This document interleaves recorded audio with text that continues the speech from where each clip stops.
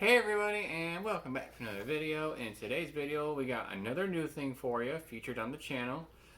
We are trying out board games, so we are going to be showing you a new one that we just got recently, and we're going to go over the rules, we're going to show you the pieces, and then we're going to show you a couple rounds of how it works. To start off, the game that we got for you today is the Haunted Mansion by Funko Games. It's interesting because they don't look like pop figures. It's actually, cartoon version of the Haunted Mansion. There's the front. There's the side. All of the sides look the same, except for that one. Forget her name. The gold lady. Madame something. Yeah, Madame something. We're gonna go with that. And then here's the back of the game. You can see a shot of the board, some of the pieces laid out. We'll get into what all that stuff means. So yeah, that is the box, all the different sides to it. So let's go ahead and open it up and see what's inside. Haunted Mansion, Call of the Spirits. Right. So it's actually super cool because for those of you that don't know, the Haunted Mansion is a ride at Disneyland and Disney World. That's where it started. And then there's a movie that came out with Eddie Murphy. We recommend it. And now there's all these different things that have to do with the ride. Well, something that's kind of cool, if you've been on the ride, you know that when you get there, you walk through all the different areas in the Haunted Mansion. But when you actually get into the ride, before you get to the actual seating part of it, you have to take an elevator. At least what looks like an elevator. And when you are in the elevator, you go down, and that is actually the ceiling from that part of the ride. So that's on the inside cover of the top of the game. Alright, so on the inside we got the rule book there. And then the same picture, we got puggers in the background. The same picture is actually on the back of the game board. Get it all out there for you. So if you see the rule book there, and then here's the board. See it on the back. Lower it a little. There you go. And then now we got the front of the board. Kind of hard to see it all in the shot.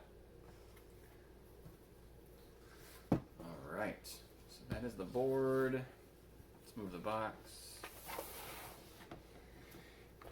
Here's one of the pieces. This is the endless hallway. Yeah, and the Madame something that we've been talking about. She goes in the middle there, right in the circle. We got these two pieces here. So we got the two gargoyle people with the candlesticks, and they got these wheels that turn.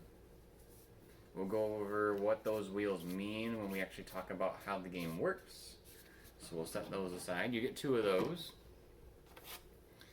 You get a candelabrum, is that what you... Candelabra. Candelabra, that word too.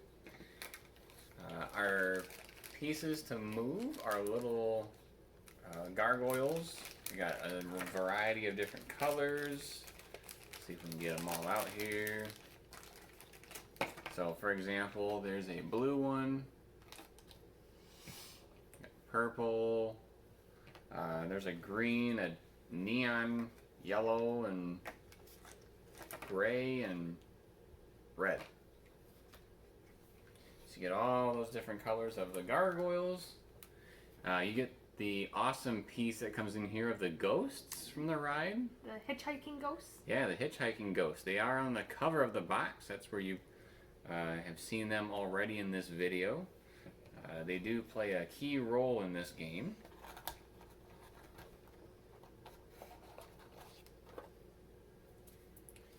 We got a ton of cards here for you.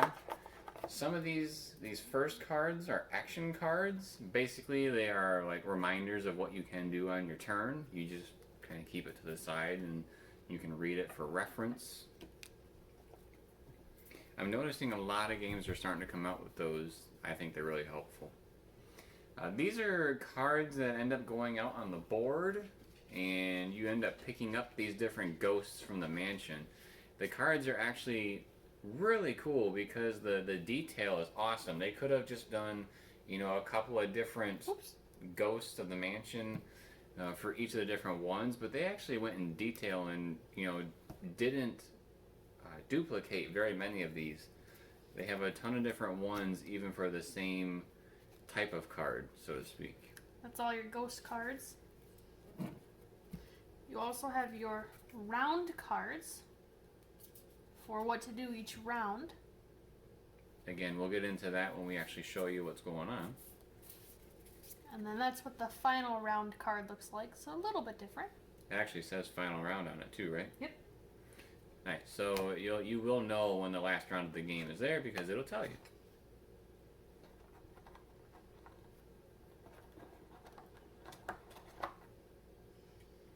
I believe this is the last piece of the game. These are little cards. Give you some size perspective there. Yeah, they're almost like the size of a life tile if you've played the game of life. Except for this time, instead of the game of life, you do not want these cards. These are bad cards. And we will get into that very soon. They all say either 1, 2, or 3. Yep, and they got I believe the hitchhiking ghosts on them, don't they? Yes, they do. Yep, so you could have 1, 2, or 3 of those ghosts on those cards. So yeah, that's all the game pieces. So we're going to go ahead, we're going to set up the game board, go over the rules, and then show you a simulation. So here we go. Alright, so we've got the board game set up here. You have the seance room in the middle. The endless hallway is right around that edge. Your player tokens will either be in the seance room or on the endless hallway. They will never actually be in the rooms themselves. But we do have the mausoleum, the crypt, followed by the ballroom, the dining room, the attic, and the graveyard. What's actually really nice about this is that the developers put in a lot of thought because these are actually all rooms from the ride. So if you do get to experience the ride at Disneyland or Disney World, all of these rooms are featured on the ride. So that's actually a super cool attention to detail. Very nice.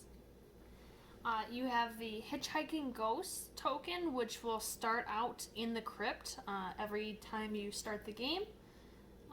Each player has their own player token and their matching action card to remind them of their actions. It says take up to 3 because you're allowed up to 3 actions per turn. You will need, you've got these two dueling cards. There's only 2 of them, but you can have up to 6 players. Only 2 players at a time can duel, so that's why there's only 2 of these. Yeah, so you just kind of grab them as you need them.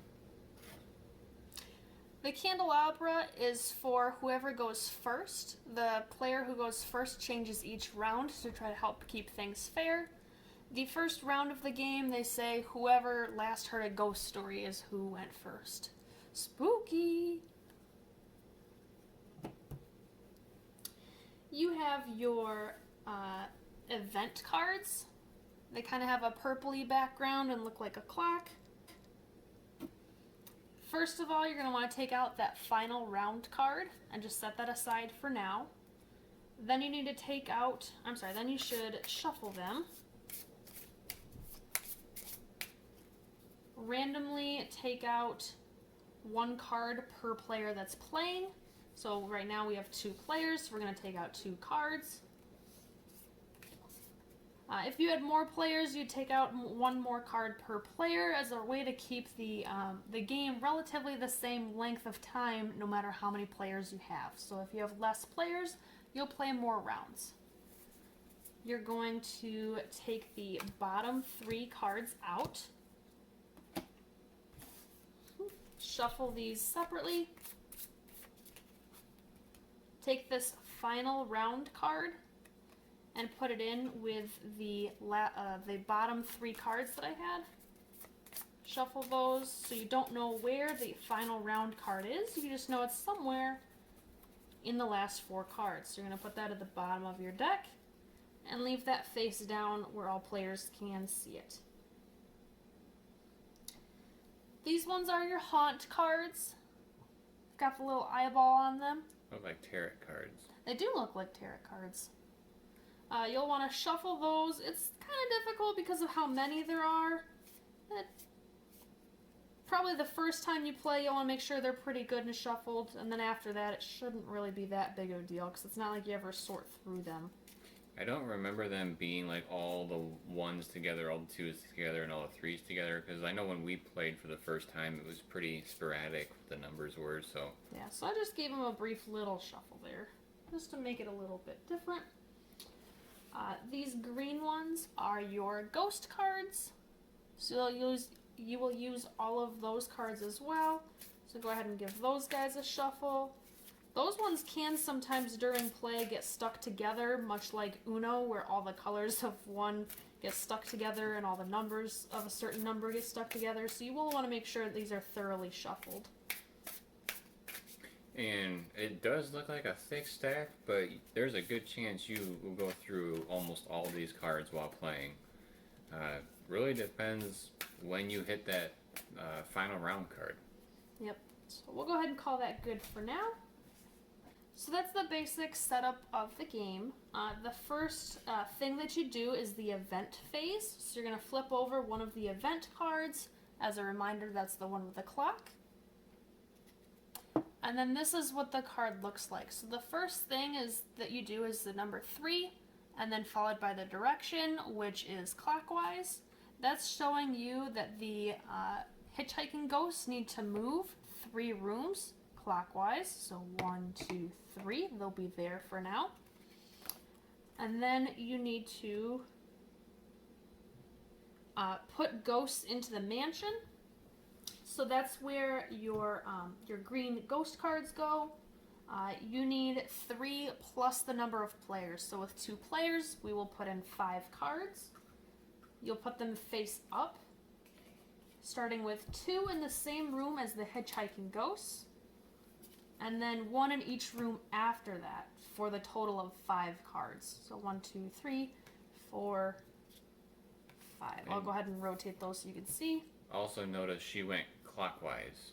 The cards go clockwise from the ghosts. Yes. Yep. Very important. The next step of this event phase is looking at the bottom of your event card and reading that text, whatever it is. It's different for each round. This one says, if you end your turn in the endless hallway, you may immediately move into the seance room. So we'll go over why that's important in a moment. The next part of your turn is going to be the action phase. So whoever has that handy dandy candelabra will go first. Alright, and then your action or your reference card tells you all the different things that you can do, and you can do up to 3 of them per turn. So the first action that you can take is to move. So you can move your token either into the hallway or between spaces on the hallway. You do always have to move to an adjacent room. I can't skip from one to the next.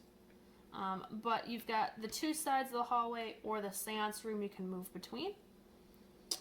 If you are in the endless hallway, one thing you might want to do is rotate it at some point.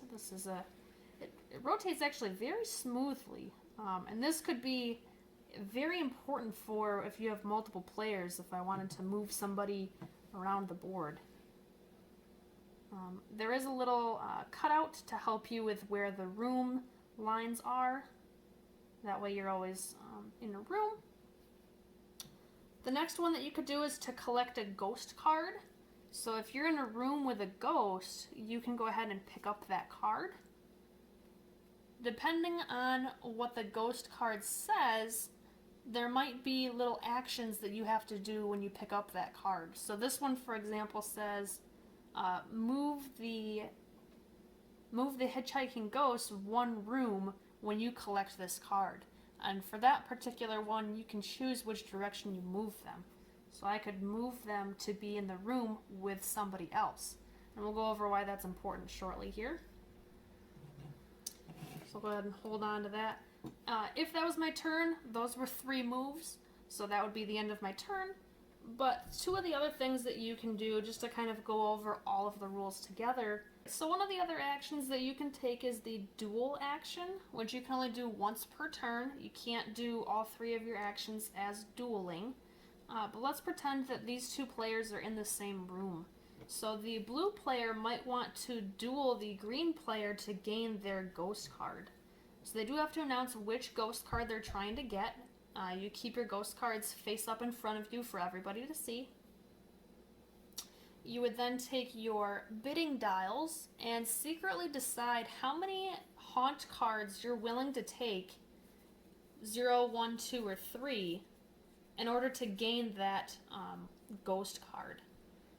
It does say that whether you win or lose, you still have to take those haunt cards, and we'll go over why the haunt cards are important in a moment. But let's say that the blue player said 1, the green player said 3. The green player would get to keep their ghost card, but they have to take 3 haunt cards, whereas the blue player only has to take 1. So you gotta be careful with what you're bidding here. If the blue player did bid higher, they would get to take that ghost card because they won the bidding.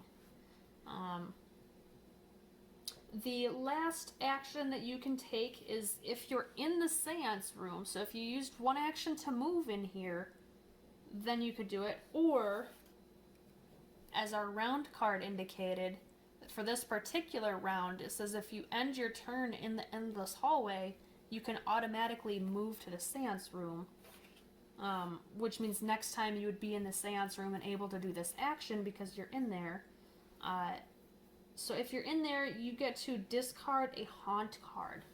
So you might say, what are haunt cards? Let's say that our players are here and our round was done and we have to move the hitchhiking ghost one more time. I'm actually going to move this player over here and this player here just to kind of demonstrate what would happen. So for this one, you have to move the hitchhiking ghost 3 spaces counterclockwise. So 1, they moved in the same path line as the green player, so they would have to pick up a haunt card. You do keep this, I'll just show you for example, you do keep this face down in front of you, so everybody knows how many you have, but not what they're worth. So I've continued their moves, 2, 3.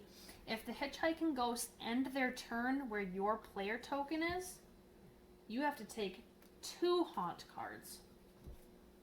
So that blue player would have 2 haunt cards there. Now, at the end of your turn, if you're in the seance room, you can discard your haunt cards. What are haunt cards, you might say? At the very end of the game, which is determined by the final round card, you have to count up how many haunt points you have. So the green player has 2, and the blue player currently has 3. So the blue player has more haunt points. And what that means is, so you tally that up at the end of the game, and let's just pretend that they had these 3 cards, for example. So just to kind of give you a closer look. So 2 green and 1 purple. So because the blue player had more haunt points, they have to look at whatever ghost type they have the most of. In this case, it'd be the green ones. Those now get discarded and are not counted towards their final tally. So what they're left with is this purple one, which is worth 4 points. And the green player has this green card, which is worth 2 points. So in this scenario, the blue player would actually win because they ended the game with more ghost points. Keep in mind, you will be collecting a lot of these cards throughout the game, so it's not going to be as low of a score as like 4 and 2. You'll probably have somewhere in the range of 30 to 70, maybe? Yeah, I think in our first game, I even broke 80. Yeah. It really depends on how you collect your cards and your different strategies. There are some cool things to point out for the scoring, though, and Sarah noticed something really interesting about some of these cards. For instance, the green cards that we were showing you a second ago, if you notice on the card, the point value increases as you gain more of these cards. And what's cool about it is the green cards are musicians. So the more musicians you have, the better the party. So the more musicians you have in the game, the more points you collect. She's got the dancers. The dancers there. So if you have one dancer, you don't get any points because you can't dance with yourself in this instance. But if you see the ride and you look at the ballroom scene where they're all dancing, they all have partners. So if you have a pair of these, then you get, I think it says 7 points on there. There's another one. Yep. So this one's the art style, which if you have one card, you get 3 points. 2 cards is 0 points, but 3 cards is 12. So if you had 4 cards, it would not be split 2 and 2, it would be 3 and 1. And let's say you had 5 cards, it would be a set of 3 and a set of 2. You cannot set them up as a set of 3 and 2 sets of 1 to try to gain more points. It's just the maximum number that you have. There are also these cards, which are the stretching portrait cards. There's 4 different ones, so I'll show you them up close one at a time here. You've got this guy that's standing on a barrel. This lady here with her umbrella. This one, which is a person sitting on a tombstone that has an axe on the tombstone guy's head. And I'm also looking at these little symbols right here too. And then you've got this one, which is several people sitting all in a line with a little sign at the bottom. And for these ones, as you'll notice, so at the bottom of that one, you get 15 points if you have 3 of the same style, but you'll get 18 points if you have 1 of each style. You cannot use, like if you have a set of 3, you would have to have a 4th one of this card to use for that separate set. You can't have a set of 3 and have one of them count for this set also. So just to show you all 4 symbols right next to each other. There's those. Going back to those stretching portrait pictures, the inside of the lid of the box, ooh, right there, that's still upside down, there you go. The inside of that box, you can see the stretching portraits in there because that's part of the elevator of the ride.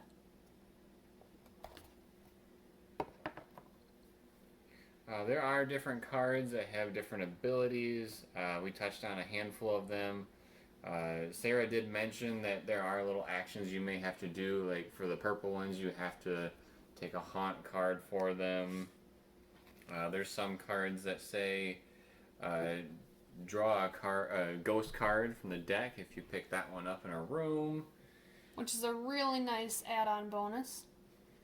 And then some of them just have unique abilities, like this one.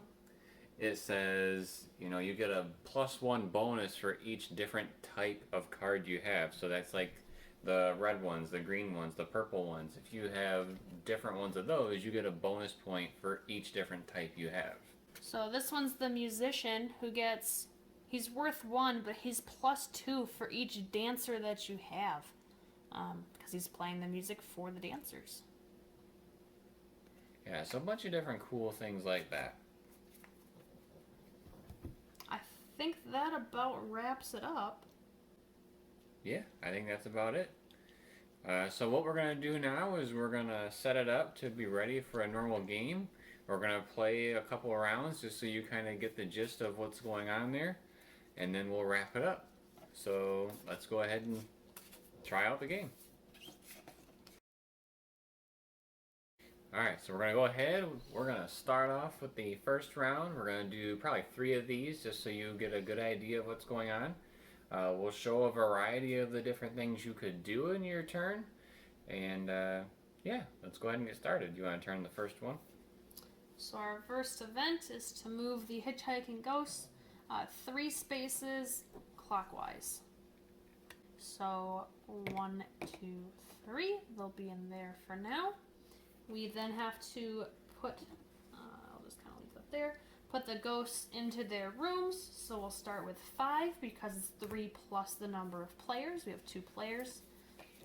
2 will go in the same room as the hitchhiking ghosts, and then 1 in each room clockwise after that. The card says if you end your turn in the seance room, discard a haunt card. So it's basically a free action to discard a haunt card for this round. So since I have the candelabra, I will go first this round. I'm going to take my first action to move to this room. I'm going to take my second action to grab this ghost card. And then I'm going to use my third action to go back into the seance room. That way I am safe from the hitchhiking ghosts at the start of the next round. For this instance, I did end my turn in the seance room, so I would be able to discard a haunt card if I had one, but since I don't, we'll just leave it there. It is now the blue player's turn. Alright, I'm going to go ahead and make a move that you wouldn't normally do unless it's a card you really wanted, but we forgot one rule. Oh, that's right. If you go into the room where the ghosts are and you take a card from their room, so if I take the brown one here.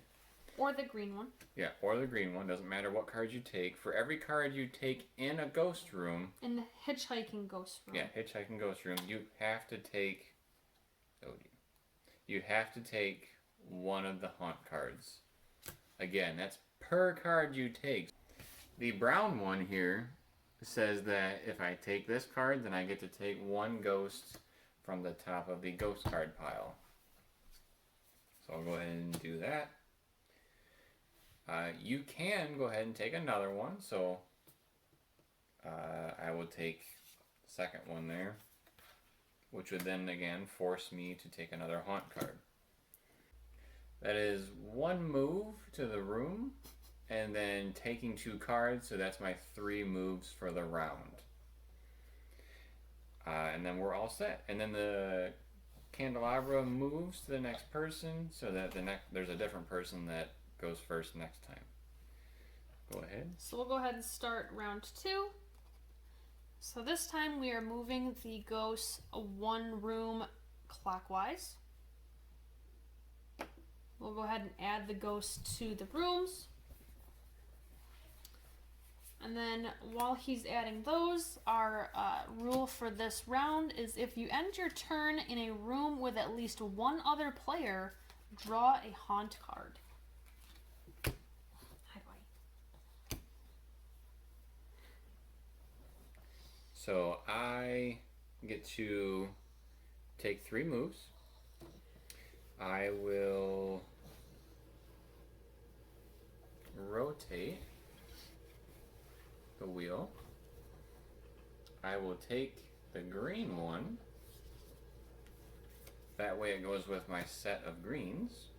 Because now that I have 2, my green stack is worth 4 instead of just the 1. And then, what was the special event? If you end your turn in a room with at least 1 other player, draw a haunt card. Ah, okay. So I guess I'll just take the other one that's in the room. And if you notice, the purple card says that I have to take 1 of the haunt cards. So I'm going to take the card, and then I have to take a haunt card. Now it's Sarah's turn. Alright, I'm going to go into this room, and I'm going to use the duel action to attempt to steal a ghost card from the blue player. I do have to announce which one I'm taking, so I would want to take the one that's worth the most points, so I'm going to take this one. Or I'm going to attempt to take that one, I should say. So we both have to choose 0, 1, 2, or 3 haunt cards, however many we're willing to take in order to get that card. Whoever bids the most gets to keep the card, but you do both have to take the haunt cards that you said. So Ready? I have 1. And I also voted 1. So in the event of a tie, the player who started with the ghost card gets to keep the ghost card. But we do still have to take our haunt cards. So unfortunately, I did not win that duel, and that took 2 of my turns. I'm going to use my third action just to move over here. So that's my turn. It does say take up to 3 actions, so you don't have to take 3, but since our cards here says for this particular round, if you're in the same room as somebody else when you end your turn, you have to take a haunt card, so I moved out of that room to avoid taking that extra haunt card. Alright, so the end of the round, so we would move the candelabra. So now, thank you. For the final turn, Sarah is going to be going first. So for this one, we have to move the hitchhiking ghost 4 turns clockwise. So 1, he gets a haunt card. 2, I also get a haunt card because they moved through my room. 3 and 4. While he's putting out those 5 ghost cards, this one says, in all duels, only the player who gets the ghost card must draw the number of haunt cards. So not both players in this round, just the one player. Oops. Move that there. I am going to use 1 turn to rotate the endless hallway. And then I'm going to use my last 2 turns to pick up these ghost cards. So those are my 3 actions. For me, I'm going to take a ghost card. Again, that's a purple one, so I have to take a haunt card. I will go back to the seance room and then use my final one as a discard to discard one of my haunt cards. You probably want to discard the ones that have the higher scores, that way you have less at the end, so I'm going to go ahead and discard my 3.